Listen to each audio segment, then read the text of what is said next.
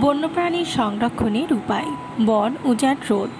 বন হলো বন্যপ্রাণীদের প্রাকৃতিক আবাসস্থল। বন উজাড় বন্ধ করে আমরা তাদের বাসস্থান রক্ষা করতে পারি। বৃক্ষরোপণ অভিযানে অংশগ্রহণ করে আমরা নতুন বন তৈরিতেও সহায়তা করতে পারি। আবার শিকারও বন্ধ করতে হবে। বন্যপ্রাণী শিকার বন্ধ করাটা জরুরি। আমাদের সবারই বন্যপ্রাণী শিকারের বিরুদ্ধে কণ্ঠস্বর উঠাতে হবে আর আইন প্রয়োগকারী সংস্থাগুলিকে সহায়তা করতে হবে। দূষণ বন্যপ্রাণীর জন্য ক্ষতিকর। আমাদের পরিবেশ দূষণ রোধে সচেষ্ট হতে হবে। যানবাহনের ধোঁয়া কমানো, রাসায়নিক ব্যবহার কমানো আর পরিবেশ বান্ধব পণ্য ব্যবহারের মাধ্যমে আমরা দূষণ নিয়ন্ত্রণে রাখতে পারি।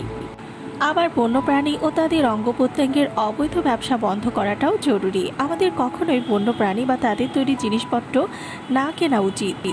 বন্যপ্রাণী সংরক্ষণের গুরুত্ব সম্পর্কে মানুষকে জানানোটা জরুরি। আমরা স্কুল, কলেজ, সমাজসেবী সংস্থাগুলোর মাধ্যমে জনসচেতনতা বৃদ্ধির চেষ্টা চালাতে পারি। বন্যপ্রাণী অভয়ারণ্য পরিদর্শন করে আমরা বন্যপ্রাণীদের প্রাকৃতিক আবাসস্থলে দেখতে পারি। এছাড়াও অভয়ারণ্য কর্তৃপক্ষকে সহায়তা করার মাধ্যমে আমরা বন্যপ্রাণী সংরক্ষণেও অবদান রাখতে পারি। বন্যপ্রাণী সংরক্ষণে নিয়োজিত বিভিন্ন সংস্থাকে আর্থিক সহায়তা প্রদান করে আমরা তাদের কার্যক্রমে অংশগ্রহণ করতে পারি।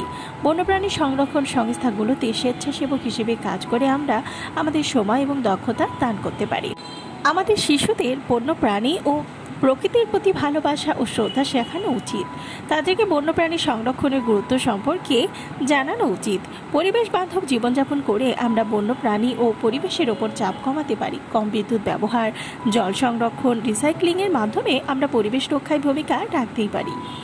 এছাড়াও আমরা কিছু পদক্ষেপ নিতে পারি, যেমন প্লাস্টিকের ব্যবহার কমানো, রাসায়নিক সার ও কীটনাশক ব্যবহার কমানো, জৈব সার ও কীটনাশক ব্যবহার, বৃষ্টির জল সংগ্রহ, নদী ও জলাশয় দূষণ রোধ, বনায়ন, বন্যপ্রাণী সম্পর্কে গান, কবিতা, নাটক তৈরি করে প্রচারণা। বন্যপ্রাণী আমাদের পরিবেশের অবিচ্ছেদ্য অংশ। তাদের রক্ষা করা আমাদের নৈতিক দায়িত্ব।